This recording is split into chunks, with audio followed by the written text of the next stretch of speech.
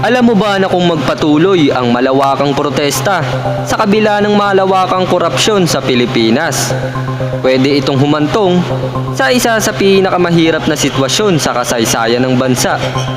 Hindi lang politika ang maaapektuhan, ang ekonomiya, seguridad at relasyon natin sa buong mundo ay malalagay sa panganib. Kung magdeklara si Pangulong Bongbong Marcos ng martial law bilang tugon sa malawakang protesta at korupsyon, maraming aspeto ng buhay Pilipino ang maaapektuhan.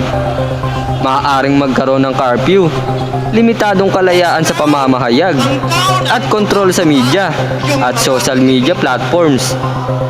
Ang karapatan ng mamamayan na magprotesta ay maaaring supilin na magdudulot ng takot at kawalang katiyakan sa lipunan.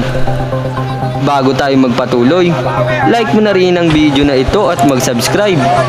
Malaking tulong yan sa aming mga content creator.